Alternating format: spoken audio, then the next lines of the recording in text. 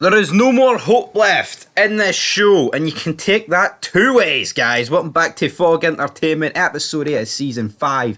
With only 2 episodes to go, we are 4/5 of the way there, and I'm disappointed. Disappointed? I'm megally disappointed, clinically depressed watching this tonight. I can't believe how bad the episode was. Just, you know what, we didn't even get... It was full of filler, but not many filler characters, and that's a problem. This season's been plagued with like pointless storylines, and I feel like this episode, I think we just beat around the bush, dragged it out. The stuff that did not need to be dragged out got dragged out. I feel like, it focused on the characters and the stories that I think it needed to focus on, but it didn't do anything with them. It was so slow, so boring, so uneventful. Just when you think things are going to finally happen, nothing really happens. Yep, absolutely. Like, they got our hopes up, and then the hopes got dashed. Literally, like, hope got dashed over that windscreen. But I guess we'll talk about that more when we get to it.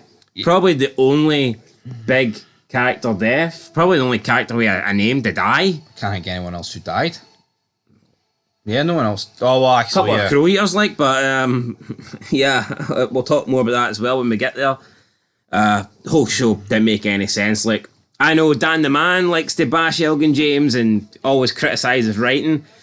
I mean, I don't really like to talk about a writing standpoint too much because we're not really writers, and I'm not saying it's easy to write a show, but God, I felt like tonight there was numerous things that I thought, like a child could have did better. So yeah, but what the problem is with that, Elgin James is sitting here handing out wee freebies to the cast. Oh, JD Pardo, do you want to direct? Oh, Danny Pino, do you want to direct 2 episodes? And then he lets Gilly write an episode in the final season. Do you think Kurt Sutter, right, would let fucking Quinn write an episode, the third last episode of The Sons? Of course not. This is the final season. He always talks about his story and where he knows where it's going. He pretty much should have 100%. Yeah, I get it. He can take advice and he can take this and that from other people, but this should be pretty much Elgin James's vision, his story or whatever. And with all these other people directing it and writing it, it's like, I just don't feel that whatsoever. Yeah, no, I absolutely. Man, it's infuriating because, like, it could just be, you're right, I know for a fact I could write this 1,000,000 times better, man. You've got the actors there, you've got the storyline there to produce greatness. It's, you know what, this Sons Man War could be great. We're 8 episodes in, and you've not felt there's a war on. With everything that they need to resolve this season, the last 3 episodes, forget the last 3 episodes, but for the long time now, this show should have been flat out, balls to the wall, non-stop greatness. And we haven't got that. 3 episodes to go, and tonight was just filler. It was filler. It might have had the main characters in it. The main characters didn't do anything. Yep. Literally nothing really happened. Last episode, Diaz and Jenks go, you think, oh, that's going to have major repercussions. And then this episode, it like takes all the drama away from it. And how dumb are the Grim Bastards, honestly? The years of loyalty to SOA, and then they just see 2 patches, dark bodies. They don't even confront SOA. They don't even reach out to SOA. It's like, what are you doing that for? Why did you kill those Mayans and leave them? They just go straight to Santa Padre and like, all right, that's it. We're going to team with you, take out them. It's like, what the fuck? Brown and Black team up? Well, without even having a conversation, a sit-down with the Sons? Yeah, I know, because he probably wouldn't even know about Happy. He wouldn't know about Happy and all that stuff. Come on, makes no sense, you're right. But you know what, we're 4 minutes in, may as well kick off with that. It was like Tig, when Tig just reacts to something straight away without logically thinking about it or sitting down or discussing it or anything like that.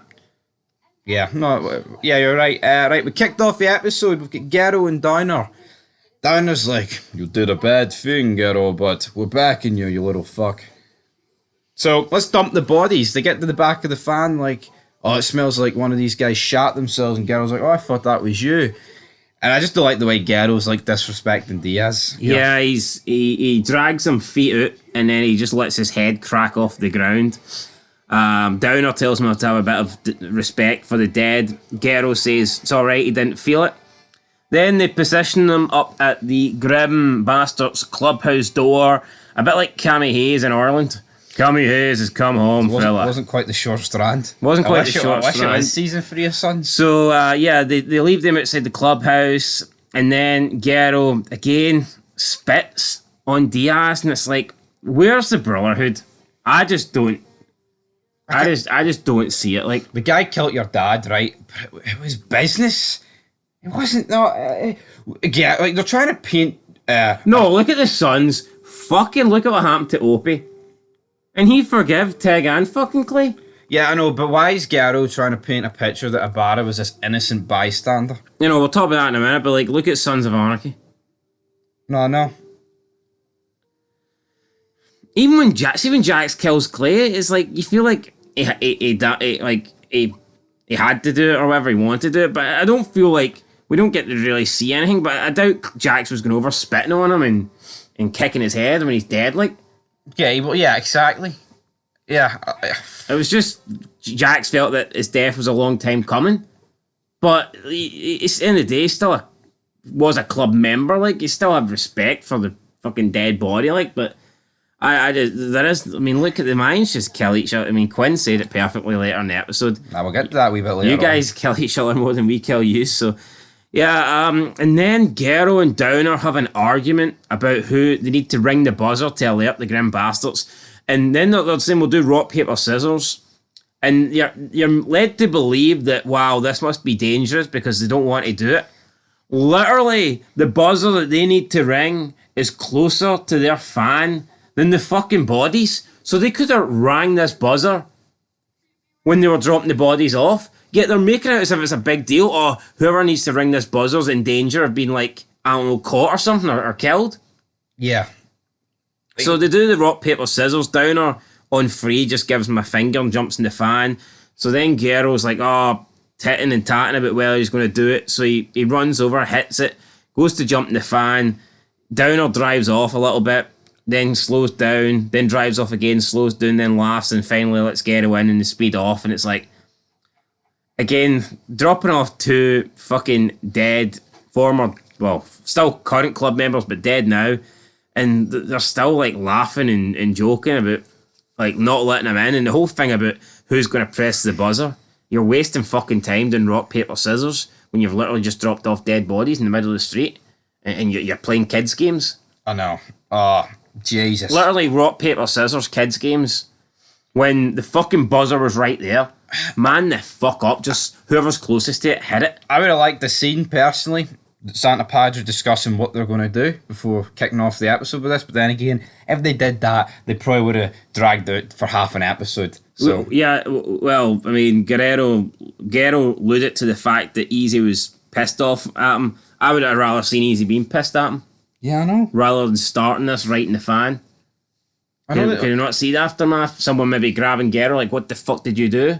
Exactly. And then maybe... What do you mean you killed a member of Samcro? And then maybe one of them could be like, wait, maybe we can use this to our advantage or something like that.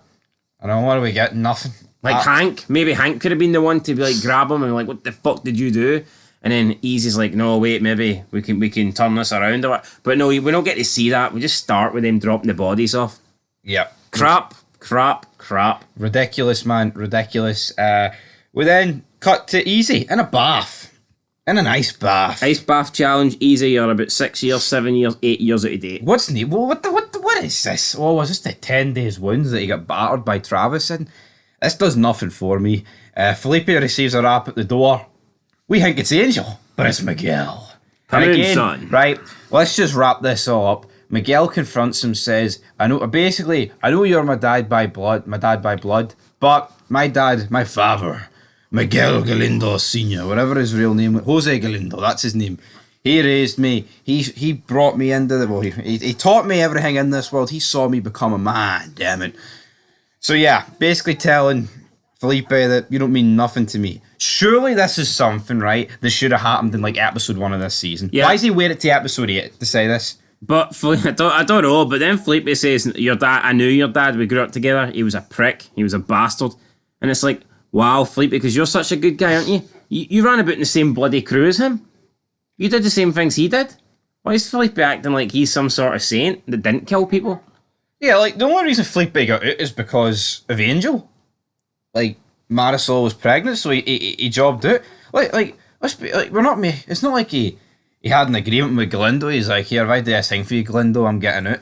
He was on the run for these guys. He killed loads, torturing man. I just don't see the point in this scene. Just for Galindo, what to say? I forgive my dad because he was there and you weren't, and I don't forgive you. Well, it's just filler. It's nothing we didn't already know. We knew that he would have favoured Jose over Felipe every day of the week. If Miguel says, next time I see you, I'm going to kill you, then he goes to visit him. Why? Man. Exactly. And, not that I want to see her, but Emily in the last episode literally just killed somebody. First time she's ever done anything like that. Kills someone.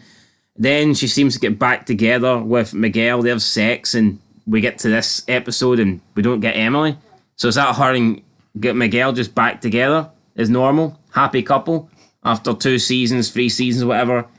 Pretty much marriage being over. No more romance, dead. And now all of a sudden she kills somebody, and there's no follow-up. Her and Miguel are perfectly fine. Didn't get Louise either. It's like there's just no continuality in this show. Like I just don't understand it. Continuity's out the window. It really is. And guess what? Alvarez, he's baking pancakes. Alvarez is doing his wee special. He then receives his phone's going off the ringer, man, and his wife's like, all right, are you going to answer that? So he answers it. And you obviously hear that he's received some bad news. Obviously, to us, it's Diaz. And then his daughter says to him along the lines of, your whole master plan is falling apart. Your master creation's falling apart. I like things. This is actually this is smart writing, because it's like she's talking about his pancakes, but in reality, his Mayans and like his founding brothers just did. I like stuff. I'll give it praise. This is good. Whoever come up with this, round the applause. It's a shame the other 89 minutes of the episode was fucking dog meat, but you know what? Alvarez has found out. And then who appears next? Lucky. It's a lucky day for the Grim Bastards. Again, just pointless scene here before Lucky arrives. It's easy exercising at the clubhouse outside his caravan. First we get an ice bath, and then we get him doing exercises. I mean, we get it. Easy's in good shape. Do we need to see it though? Is this necessary? I get he's the main character, right? But see when like Jax was loading his house, and he was like after Tara died, and he's sitting there having a smoke with the orange juice, looking at her like where she died on the floor. To me, that's stuff that needs to be done. See him exercise. We've seen it a million times. Honestly, we don't need to see it again. Or you can maybe argue like the ice bath something new, but yeah. Lucky turns up. He gives them the patches from Diaz and what's the other guy called? Jinx. Gives them the patches for Diaz and Jinx, and then he says Samcro thinks they can Samcro thinks they can intimidate us. Nobody intimidates the Grim Bastards. He says they're going to show them, and he says that Black and Brown will unite against White. Probably Elgin James is having a fucking wet dream here. He probably is. Yeah. But not right. All the races uniting against the white men, but... Did Lucky already phone ahead and say, here, they dropped off 2 bodies, or is Easy's reaction here just piss poor? He just looks at Lucky like, yeah. Like, this is Oakland present VP, and Easy treated it like his dog Sally just did a shite outside. You would have to assume that Lucky's already reached out here, because if he just dropped off 2 patches, Easy would be like, what? Well, who are these? What? And I get it. They've got maybe. No, I mean they've got the not the patches like the VP patch or whatever. So I guess you could tell who they belong to, and the fact that Lucky's got them probably means they're dead. But I think there would be more questions to answer if he just literally turned up here unannounced and handed him these 2 patches. Yeah. No, I understand that. But back to the whole situation about the Grim Bastards picking the Mayans. There's no attempt, there's no reach out to Samcro, there's no reach out to Sam Dino. It's just, well, these bodies were on our doorstep, so we're going to go for the Mayans. I get it, right? It looks obvious that it was the Sons that did this. But surely, in a war you tried to marshal 3 episodes ago? Yeah, why wouldn't Lucky reach out to the Sons here and be like, what the fuck was that? Why did he kill him? You brought Quinn back this episode. To do nothing. Could he not have met with Lucky? And then if Lucky finds out the Reyes brothers killed Happy, then maybe that's like, there's a wee bit of, who's he going to choose? Because, it's a bit of right and wrong for both sides here. But no, we don't get any. I mean, Lucky doesn't even know about Happy, doesn't know about anything, right? Man, it's just frustrating that the Grim Bastards here are being led blind by fucking Easy. And this whole gimmick that we were going And it makes the Grim Bastards look dumb as fuck. Yeah. Whereas in the previous episode, they tried to have Lucky appear as like intelligent and wanting peace for both clubs, but now he's ready to jump into a war. And he doesn't even know the full facts or nothing. No, literally. We get Alvarez, puts on his leather jacket, jumps on his bike. I was a fan of this scene. I was a fan of it, damn it. Right, Letty escapes the Broken Saints compound, goes to the San Bernardino clubhouse. I don't like the way that she's like speaking down the fucking Suns members here, like trying to like call the shots. Oh, I've taught you all I needed to know. Now fucking show me hope. See, that should have been getting met with a fucking backhand. Give me hope, give me hope. Then Isaac talks in a bunch of riddles, saying that no, she ain't getting hope. Blames her. Letty also says, well, the Broken Saints are just trying to do the right thing. They're good women. Leave them alone.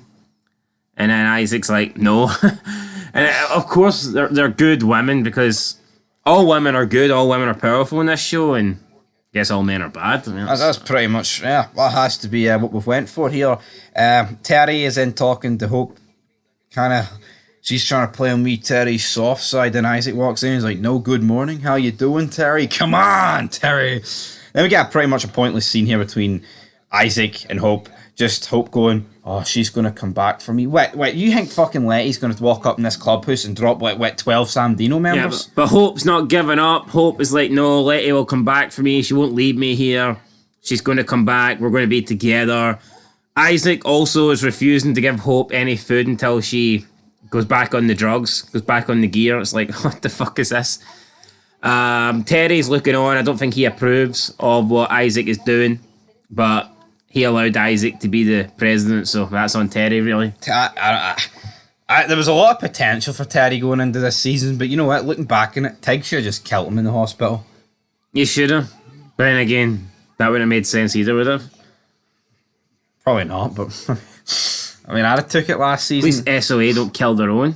Yeah. I mean, if it was two Mayans, fucking Terry be dead. Exactly. But cut to Gilly. He's writing this episode, by the way. He's flicking through wee pictures of him and Coco. He then hears Paul. Paul's outside the house, damn it. Paul's a wee bit tipsy here. He's a wee bit drunk. He's trying to take Jacob. And then what's Gilly do? Gilly just batters him.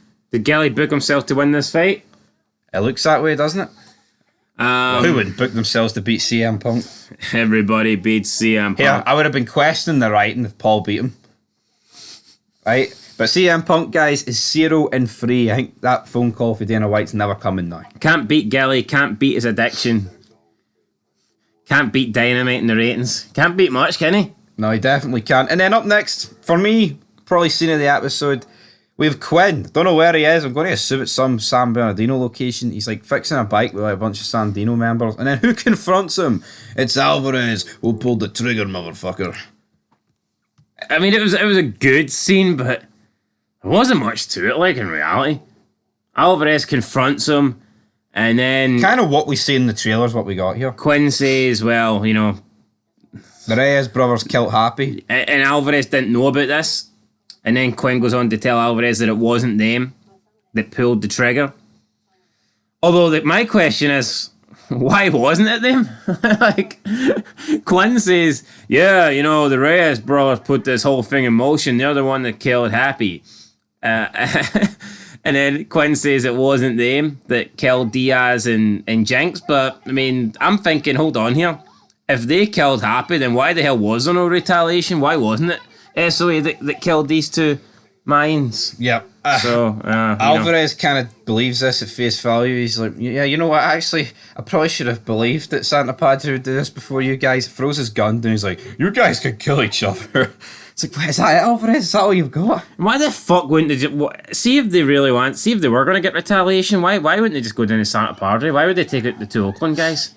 Yeah, wouldn't they rather get actual revenge against the Reyes brothers? You know what, guys, right? There were 2 episodes to go after this. Spoiler alert, Samcro do not appear after this scene. Samcro's not coming back. They're butchering them? No, it's a fucking disgrace. They're not coming back. No, so Samcro know about Happy's death, and what are they doing? Absolutely fuck all. You know what? They should have went down the route of no one knew about Happy's death. That's what I'd have done. Because see this, Samcro know, Tig and Chibs know. I mean, look when Bobby died, man. You've got like fucking Chibs and like Happy and Tig cradling his body. There's tears being shed. Happy's dead, right? And like, let's be real, Chibs and Tig are a good relationship with Happy. Yep. And what? They're not doing fuck all about it, man. They're doing absolutely nothing. They're just letting the Reyes brothers and the Mayans get away with it. You can say, oh, Tommy Flanagan doesn't want to return. See if they phone Tommy Flanagan and go, here, right, this show's ending. We've killed Happy. We need you and Tig. What do you say? They wouldn't say no. This is just fucking laziness for these. I don't give a fuck if they can't get Tig and Chibs. They've got Quinn. Why the fuck's Quinn not going for revenge? You could, I don't know what, you could make some excuse that Tiggs and Chibs, I don't know, they're out the country or something, they're ready to Belfast to get a deal with the IRA, I don't know what they're fucking doing, but we've got Quinn. Quinn's better than nothing. Where the fuck's T.O.? Rat Boy. Just, it makes no, even if it's just new Samcro members that we haven't seen before, and you have some dumb reason, or you say, or at least you have someone, like a sergeant at arms, and they're on the phone and they're like, yes, Chibs, or something like that, you know? Like, yeah, like, why is Quinn fixing a bike? He should be fixing a fucking sword in the side of Seco Reyes' skull. But like, it sucks if you can't get Tommy Flanagan and Kim Coates, but that doesn't mean that you just write the Samcro at the show. I mean, surely if you couldn't get those two, it's not ideal, of course not, but you've got Quinn. He's willing to do it. No, it's unforgivable. It's groundbreakingly. Or just add fucking new members, like the O'Halloran. No, you're not. Where's he? He should be patched in by now. Where's O'Halloran? See if we can't get Tig and Chibs. You're right. This is exactly what we need. We need other members. But see if you're not even willing to use these other members. See if Quinn would rather fix a bike than avenge Happy. Then do not bring Samcro into it, man. I know. Nah, I get it. They want to tie up the loose end with Happy, that's fair enough. But if you're going to tie up the loose end with Happy, then just do the whole thing where Happy got buried and Samcro don't know about it. But for Samcro to know about it and not do anything about it, it makes no sense, man. Look at you look at Sun. See when a member they fucking avenged them. They did. And fucking Montez as well. Tig knows about Montez, and it's like we don't care. We'll just let these fucking wee Mayans guys, these wee Reyes brothers, these wee fuckers, we'll just let them kill us because we don't care. And before anyone goes, oh, but look, Opie was killed and Jax got in line with Pope. Yes, because they fucking had to. They're actually in an open war here with the Mayans. It's not like the Mayans are untouchable and they can't retaliate. Here, Jax always had an end game. Jax always was going to get revenge. He just had to bide his time. Because he was smart. He's smart. Here, maybe Tig and Chibs are smart. Maybe they're waiting to the Tig? Alright, well, I'm joking. Maybe they're waiting to the Abel and Thomas show till they get their revenge. Tig's the guy that, shoots first, asks questions later. Maybe he's got wiser in old age. Exactly, you know what? Episode 6 should have fucking ended with Kim Coates coming in. Guns blazing. No, it's killing. It's actually killing the SOA Samcro legacy. Kim Coates said he would not make an appearance. He wouldn't come to this show if he wasn't going to play a big part. Is the big part literally him just fucking grabbing Terry's crotch and then having a talk with Alvarez? Was that the big part? Because honestly, I'm beginning to think that's all we're getting from Tig. I refuse to believe that if Kim Coates, especially Tig, because he just appeared, right? If you go to him and say we've killed Happy, are you trying to tell him he's not going to return? I don't. Oh my god! And then you've got Kim Coates and Tommy Flanagan talking about it on Twitter, teasing us. It's like, fuck off. If you're not going to come back, then why are you talking about it on Twitter? Well, Twitter doesn't mean shit to me. Even if they come back in the finale. But see, by that point, Happy's been dead like a week. I don't want. Oh man! I don't think it's happening. They would have advertised them. If they were going to appear in this season, they'd be advertised. I don't give a shock. Don't give a shit about shock value, right? They want to try and get as many viewers watching this as possible. Right, and anyway, up next with Easy and Hank discussing the war, and again, Samcro is name dropped. What the? See, that's what gets me, right? Surely, if you know you can't get them or you're not going to use them, what is the constant name drops for, man? It's like, oh, we're going to own all the territory in Samcro. Easy and Hanky are saying, we have Samcro and Charmin surround it. Probably just to get all the original SOA fans to fucking tune into this shit show by teasing the fact that we're going to get Sam Crow. We ain't getting nothing. All we're getting is garbage. But you've got to admit, saying stuff like that alludes to the fact here there's going to be some sort of something happening. Well, if it was going to happen, I think we would have seen Chibs and Tag and trailers by now. Yeah, in episode 9, guys, we didn't see them, right? Gilly drops CM Punk off at rehab. Gilly's like, you're stronger than me. I don't have what it takes to go to rehab. Hold on here. CM Punk's the guy that's been in and out of rehab, and he can't look after his son. Gilly's the guy that's never been in rehab, and he's been looking after the family for the past 9 months. Yeah, no, last time when we seen CM Punk at the end of season 4, he was about to kill himself. And then when we see him in season 5, he seems pretty good. So you're led to believe that he went and got help between season 4 and season 5. But then Gilly's making out as if, here, you need to go and get help. Well, I guess as if he's never done it before. He was clearly drunk here at the start of this episode, so again, what triggered that? We haven't seen him in 4 episodes. But, like, Gilly's saying, here, you need to go and do this because Jacob needs a dad. So there's no guarantee that fucking if Punk or Paul, whatever you want to call him, goes and gets help, that he's going to be allowed to see him anyway. No, you're Looks right. like Ray's leaving. Exactly. I think that's what's happening. We have the beginning of Creeper's Wake. The coffin gets carried in. Like, should Gilly not have said to her, look, Paul's a good man, he's a good brother, stick by him. Make sure he gets the help he deserves, because, you know, Jacob needs him. Yeah, I was kind of just like, I'm going to leave you two ex-PTSD buddies to work it out. See you later, alligator. Right, next up, we've got probably one of the most idiotic scenes of the series. We've got Terry saving Letty and Hope. All right, so Terry... You take it away. Your wee Twitter piece, man. You wrecked it. Let's go. Terry's in the clubhouse. Hope's like asking for help. He's like, I can't really do anything. Then we get screams coming out from the clubhouse. Like, we hear a couple of gunshots as well. And it turns... Terry doesn't go to investigate it, though. He shits himself. He's hiding inside the church or whatever. He won't go and investigate then. Letty bursts through the door holding a Sam Crow Eater. What do you call them? Crow Eaters? Aye, Crow Eaters. Sam Crow Eater, aye. She's holding a Crow Eater at knife point, basically saying, look, let her go or I'll drop her. Isaac's got his gun. This girl manages to like push her way away from Letty, and then Terry takes a shot, but he doesn't shoot Letty. He shoots the fucking Crow Eater. Then he tells Hope and Letty to get out of here. They start leaving. Terry follows them into the clubhouse. We see the rest of the Crow Eaters laying. One's got a bullet hole. One's been stabbed. Terry just walks up, fucking executes them.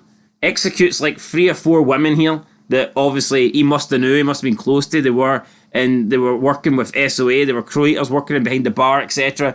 And he just walks up and executes them so Hope and Letty can escape. And like, what's the story behind this? So that this guy is afraid of Isaac. He doesn't like Isaac. He doesn't think Isaac's leading the club in the right direction, and he decides to right the wrongs by killing 4 women. 4 innocent women. And like, no, but he's choosing Mayan women over SOA women. And we're led to believe that, I'm assuming that he's trying to do the right thing. How can he try and do the right thing and just kill 4 women? Yeah. that are working in the clubhouse and that are loyal to the SOA? That's just made fucking 0 sense to me. Terry's not a great character, right? But I prefer the guy that wanted war. The guy's a coward. He's a shit character. Since he gets shot in hospital, he's fucking nosedived off a cliff. And then he gets shot again, turns the gun on himself, shoots himself in the kind of like chest, upper pec area, arm, whatever, shoulder. And it's like, right, okay, this just wasn't fucking necessary.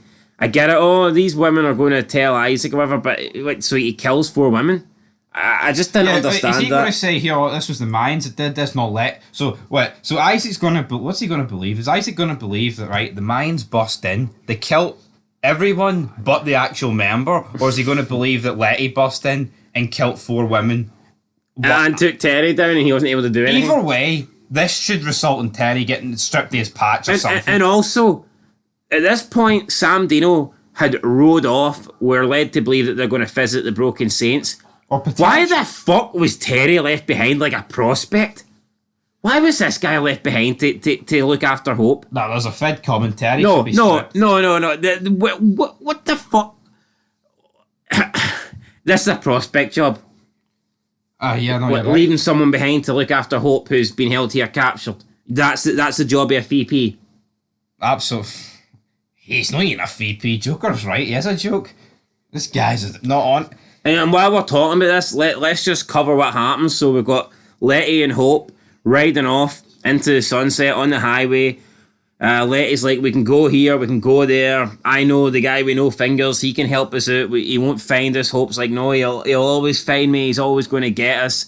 And it's like, not really. America's a big place. You could go anywhere in America, and Isaac's not going to find you. Let's be honest. I think the guy's got more important things to worry about. He's the fucking president at SOA. Is he just going to hand in his patch and go on a road trip to try and find The only reason Hope? he finds you is because you were fucking stealing drugs off people that were related to Butterfly, and he told Isaac. Like you say, if these ones go to New York, right, or they go to Vancouver or something, why is the Sam Dino president going to risk it? He's already got the Broken Saints information now. He doesn't need to go after you. He's a junkie. It's not like he's this massive fucking tracker or whatever. Anyway, Hope screams, stop the car. She gets out. There's like trucks and all this driving past, and I called it. I knew it straight away. I knew it was going to happen. I said it. She's going to die. She's going to kill herself. Hope says that, you know what, Letty, I love you and all this stuff, but he's never gonna let me go. He's never gonna stop looking for me. Hope tells Letty that she cares about her and that she needs to set her free. Letty's like, what you talking about? Hope tells Letty that she loves her, and then she steps back into traffic and she gets ran over by a truck. Letty starts screaming, that's it, Hope's dead, no more hope for Hope. She's been taken out by a truck, and the writing for this whole thing just didn't make sense, because when she was captured, when she was alone, when she was in the clubhouse, when she was being monitored by the man that she's so fucking afraid of, Isaac, when he was the one standing over her, trying to get her to go back to her junky ways, she was being strong, she wasn't giving up, she wasn't giving in, she had hope, she had belief that Letty was going to come back. She didn't take the drug. She was strong. She says, I'm not going to do anything. Hope's going to come for me. Hope's going to save me. Me and Hope's going to be together. But as soon as Terry eliminates all these women to give her a chance to leave, and as soon as she escapes the SOA clubhouse, as soon as she gets freedom and she gets in a car and she's reunited with Letty and they can go anywhere they fucking want to get away from Isaac, all of a sudden she gives up hope. She just breaks down and decides to kill herself. Like, what's the fucking point? I mean, if she gave up hope, then why didn't she just inject herself with that shite back in the clubhouse? Makes no sense that she actually escapes, she gets freedom, she gets the possibility to get away from Isaac, and she decides to go into a truck. And now it's like Terry's just killed a bunch of women for no reason, because fucking Hope died anyway. Like, what was the whole point? Here, right, is see if Hope escaped Terry, and then, like, Terry has her at gunpoint at the side of the road. He's like, you've got to come back with me. She's like... And then she just gives the same sort of shit about, oh, I'm not going back to him. Then jumps in front of the truck because she doesn't want to go back. I would have been better than Terry dropping crow eaters for no reason. Like, you're right. It's like, how can he be doing good by 2 women, by killing 4 women? And also, they're Mayan women compared to SOA women. They have... Well, I don't know if they're Mayan women, like, are they? They're just women, aren't they? Oh, I know, but they're related to Coco. True. Either way, it doesn't really matter, right? But anyway, I do not care that Hope died. I seen someone say on Twitter, like, oh, we do not need this filler. And then the actress that played Hope jumped in. Oh, man, we don't need haters and trolls like you in the world, man. Oh, like, I don't think it's filler necessarily. I just don't think it's good. I don't think it's a good way for Hope to die. No. This doesn't make any sense. Makes no fucking sense at all that she would just kill herself after escaping. No, absolutely. What happens next, guys? Oh, aye. We've got a mega return. The guy we thought was done. Taza is back. Taza comes back, and funnily enough, he sneaks in the back door. I thought that was poetic. That was quite hilarious. So he sneaks in the back door to attend Creeper's funeral. Creeper's, I believe, his sister. She is giving a speech saying how much Creeper loved everybody in the club, but the one person he truly loved was Easy. Honestly, I never got that feeling. I feel like they've just literally thrown that in there. Easy has only been president the time Creeper's been in jail. It's almost like that was just thrown in there to try and make Easy feel worse about what he done. Didn't need to be thrown in there. It's just It felt fake to me. It didn't feel like genuine. That out of everybody in the club, Easy was the one that Creeper loved most. I don't buy that. Yeah, it's trying to come across as here because he's president. But see if Otto went into jail the day Jax became president, would he really have more love towards Jax or like Clay because he was a president? And then she's name dropping people, and she name drops Taza. Then people look and say, "Oh shit, there's Taza behind them," and she does a little thing. They then do their celebrations, or they're toasting Creeper or whatever, and then a woman and like Easy gives a wee speech first. Well, fuck Easy's speech. Easy's like admits it. I killed him. It's my fault. I killed Creeper, and then he basically says that like I didn't get the deals in place. And are they actually trying to go down the route where Easy didn't kill him? Because JD Pardo mentioned this, that it's not what you think, but he can't say anything because it'll spoil the end of the show. On Wikipedia, it is labelled that Storm 88 member Slim kills Creeper on the orders of Seco Reyes. And they're the same guys that, credited Quinn for this episode, so I'm going to believe them. Yeah, no, that makes perfect sense, because it was as soon as Easy got control of the prisons, that is when Creeper dies straight away. Yeah. But JD Pardo was on Twitter last week suggesting that maybe that's not the case. And then when he speaks tonight, he says that he didn't get in charge of the prisons quick enough to save Creeper. So I don't know if that's what they're going with. But who really cares? Like he takes blame, I guess, for killing Creeper, but obviously doesn't admit that he killed Creeper. And did he even kill Creeper at this point? We don't know. With the writing of this show, I mean, everything fits perfectly that he did kill Creeper. It makes total sense that he would kill Creeper. He would give the order. It was something this show would do, is to backtrack on something that actually makes sense. Yeah, but I wouldn't be surprised if they actually went out of their way to take back something that makes a lot of sense, just to try and give, like, Easy, I don't know, moral demon quality superiority or whatever. Anyway, in steps Cody. She's got her hood up.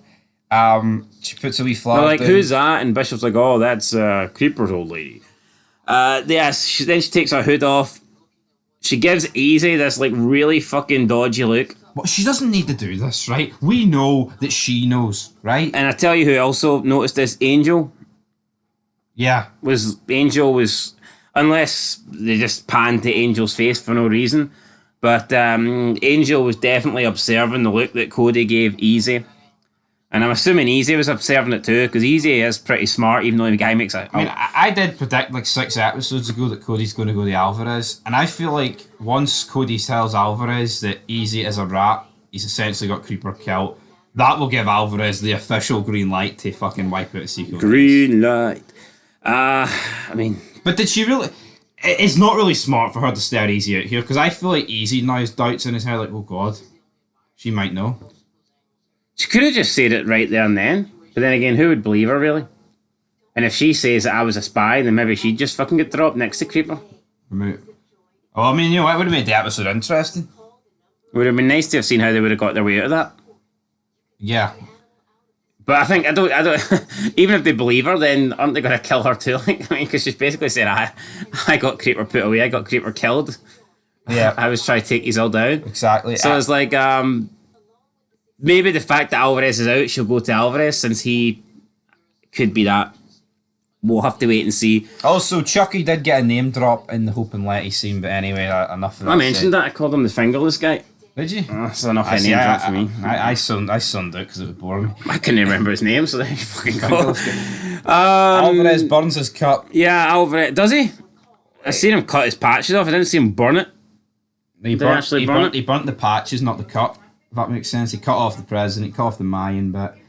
It's just a leather jacket now he's got. A new leather jacket that he already had. This show has it's destroyed Samcro.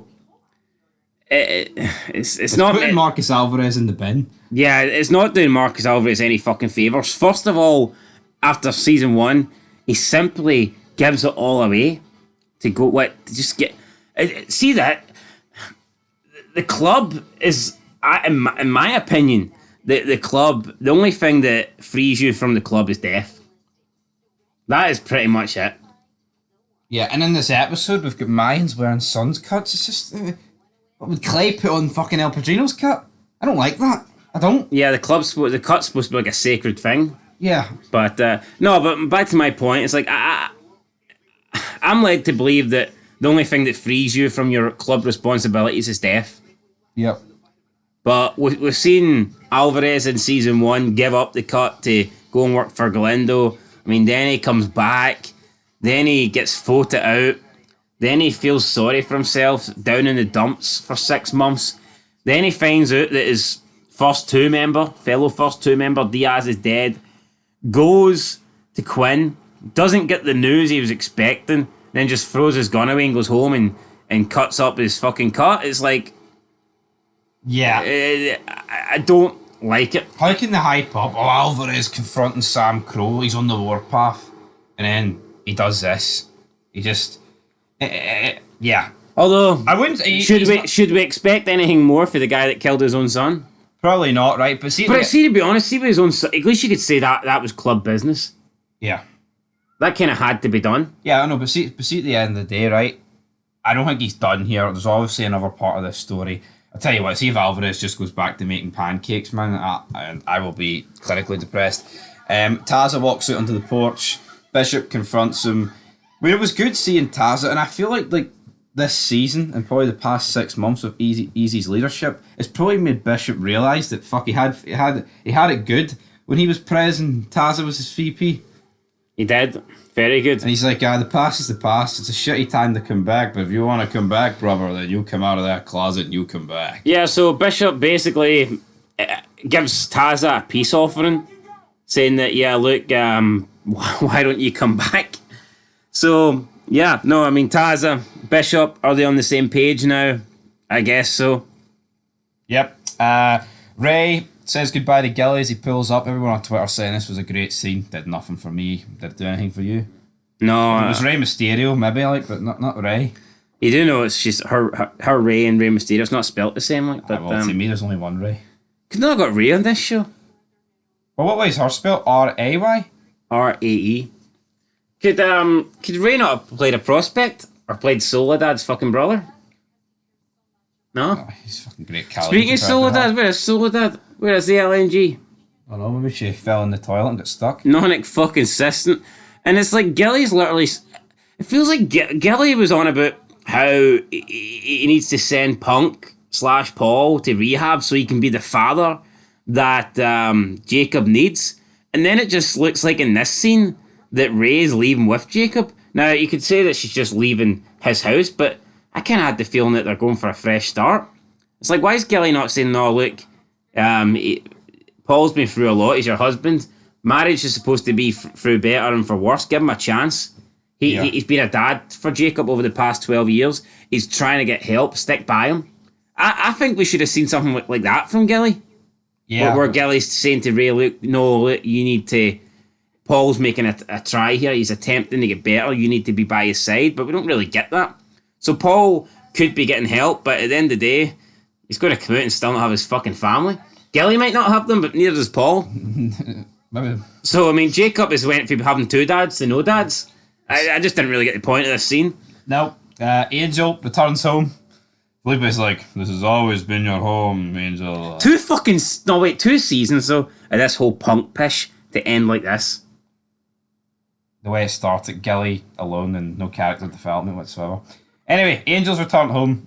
Does nothing for me, but, maybe it sets up Sam Dino busting in and killing Angel. Felipe takes his bag, and it's almost like, you're home, brother. You're home, son. Yeah. Welcome home. This is your home. Easy gets into bed with Sophia. Apparently, it's on Twitter about, Sophia could be pregnant. I couldn't give a fuck. There's 2 episodes to go. We're not going to see anything of this.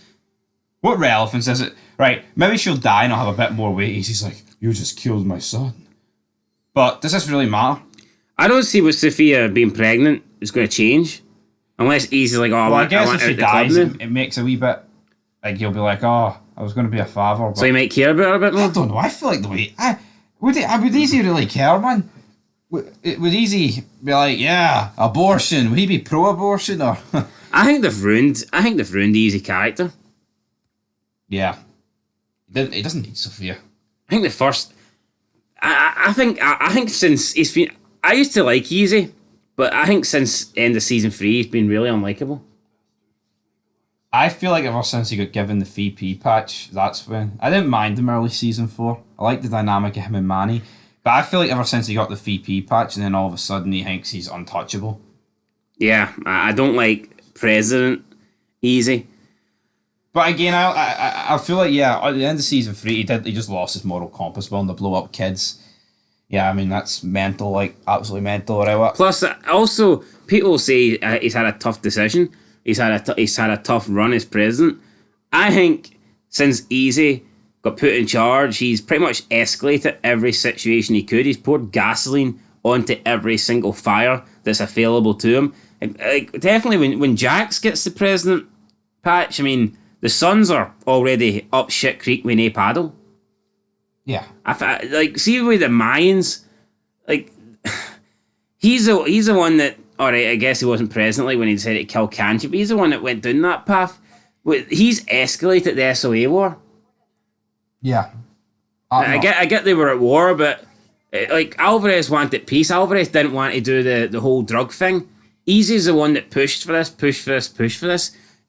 The club would be in a much better position right now if Alvarez was still president. He could have got peace and then brought the pipeline into play with the peace. Alvarez was sitting with Tig. If Alvarez was president, I don't believe this war would still be going on. I wish Alvarez was still president, guys, right? And then this episode enters its final leg. We get Guerrero and Bottles jumping in the fan. They're heading to the Broken Saints to bring a couple of lesbians back to the clubhouse. Damn it, we're going to convert them. And, right, so they run out of gas. Well, sorry, they're running on fumes. They pull into the gas station. We're thinking, right, maybe Sam Dino's going to do a drive-by here. Blow these guys up. That's why Bottles seen this fire, right?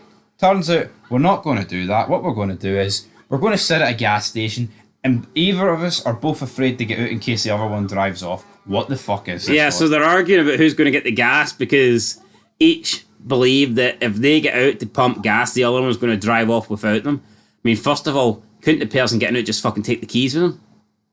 Like, if that's a fucking concern. Yeah, exactly. If that is a fucking concern, couldn't the person that's getting the gas take the keys?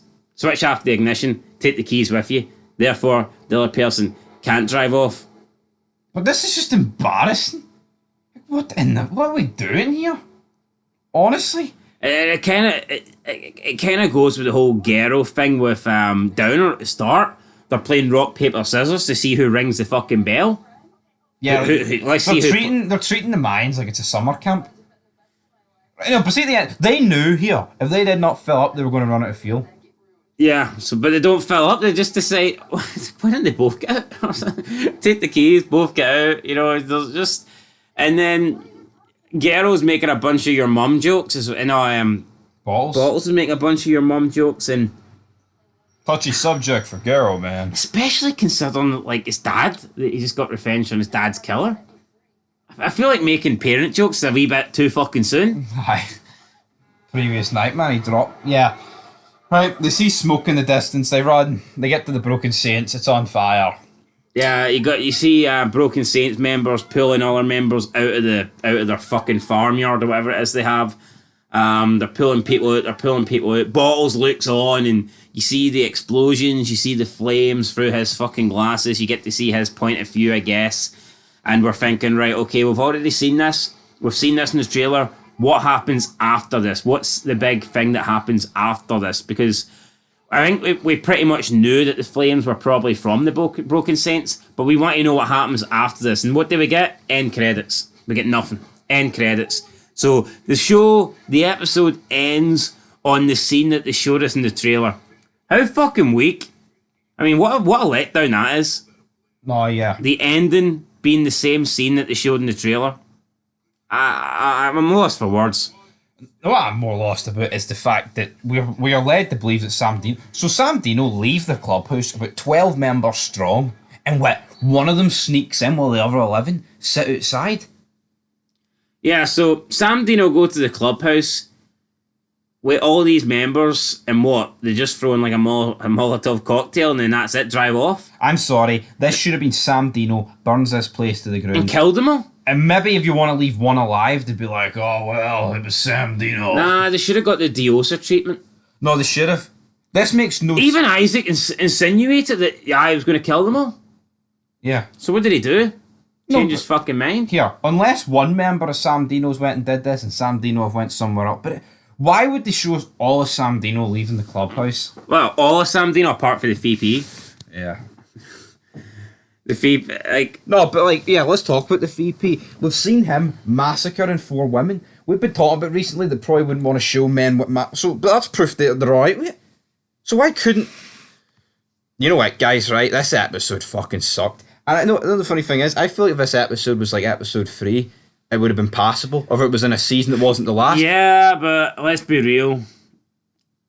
Terry's killing them, but they're trying to portray Terry as like almost heroic here because he's saving the good women. Oh, the good women. By killing SOA women. There's a big difference between that and Isaac killing all these fucking Broken Saints people on screen. Hold on, the good women. Let Ian Hope are a bunch of No, robbers. I know they are, but at the end of the day, you know, they're on, like you said, they're Team Mayans, so therefore they're on the good side. They're on the home team. The SOA chicks are on the away side. Fair enough. Let Ian Hope have home advantage. But no, yeah, what bothered me the most about this ending is Broken Saints are still alive, and this means that they're teaming up with the Mayans to take on Sam Dino. And you knew, I fucking said this was going to happen when they first got introduced. I knew this was going to happen. You're going to have these wee stupid fuckers on their wee tiny bikes, or the bikes that are tiny but look massive because they're riding them. And they're going to team up with the Mayans, and it's going to be a bunch of women standing side by side, and fuck knows, they maybe even patch them into the club. Honestly, right, we've got women, we have got the Grim Bastards, so you've got your African Americans, and then you've got your Hispanics and the Mayans. I wouldn't be surprised, folks, if Sam Dino, Samcro are wiped off the face of this earth going into the next episode. So Sons of Arts, SOA are going to lose a charter to a bunch of women that look through copper washing machines. That's what's happening here. And you know what? I mean, this is the third last episode of the series. Looking Sons, man. You got Jax escaping the police, finding out about Gemma. I don't get. I mean, him like revealing to Sam Crow that here going after the Chinese was one colossal fuck up. What do we get in this episode? Hit me with Pain. Yep, exactly. Pain, damn it. Yeah. I don't know what I'm going to give it. I'm going to give it a 4. 4 out of 10? 4 out of 10. What am I going to give it? I feel it had the right characters, but it just didn't have the right scenes. Yo, as an episode, it was much better than like. I mean, I'd say it was better than like 1, 2, 3, and 4. It was better than 6, apart from the happy kill. But it just felt dead. I mean, at least there was no. I'm glad there was no Emily, but it makes no sense that there was no Emily because there should have been Emily. She gets her first kill. She's back with Galindo, but we don't get to see this. So is that the last 3 seasons where Emily just cancelled out and she's back to being Mrs. Galindo, just like that? It's the whole. I'm glad we didn't get to see Sophia and her old boyfriend. I did not want to see that. Glad we didn't get to see that. We had nothing to do with Nails and Hank. Again, glad we didn't get to see that, but like, why not fucking wrap that shit up? Why not have that shit wrapped up? And again, only 1 death. No Soledad, nothing, no follow-up on Adelita, and I get that, right? Maybe Angel's not going to find out. That's fair enough. But it's like, there's no Louis. It's like, there's... What do you make about the deaths? Only 1? Don't care about the Crow Eaters, man. Name characters. I mean, Sam Dino set off. I'm like, oh, are they going to attack the Wake? Or are we actually going to see them blow up the Broken Saints? No, we get nothing. We actually... or Sam Dino going to meet with Sam Crow? We get nothing. They're killing the SOA legacy. They are. I'll give it a 5 out of 10. 4.5 guys out of 10. The promo for next week doesn't look that good unless I missed something from it. By God, it was disappointing. Any closing thoughts, or can I end this 55-minute bad boy? Closing thoughts. Nah, 2 episodes to go. Hit me with what you thinking. What you thinking about? I've no faith this show's going to end good. I really don't. I definitely don't think we're getting Teg or Chibs. Yeah, we would have seen them by now. We probably won't see Quinn again. That was probably just a one-off appearance by Quinn. See the fact though you're adding like Broken Saints, Grim Bastards to this like war, like they're officially like on Team Mayan. They could literally kill about 25 people off in the next 2 episodes and it still wouldn't feel enough. I can't believe though that we're I can't believe that Terry, Joker and Hoisey are all still alive. Well, I think Terry's days are numbered. Seriously numbered. No, it's mad though, right? See, in the first 2 episodes, they got so much screen time. Yeah, what they had since. Absolutely nothing. Anyway, that is us signing out. Check out the promo breakdown. That will be out in about an hour and a half's time. Has Joker even had a scene since then? His wee buddy got shot when he was eating ice cream. And he helped Isaac kidnap Hope and Letty. Anyway, enough of Joker, guys. Bring him back. We need Joker. But until then, guys, check out the promo breakdown. Be out very soon. We'll be in the live chat for this premiere, obviously. But anyway, it'll be the end of the premiere. It doesn't matter, guys. We'll be there. 2 episodes to go. Woo!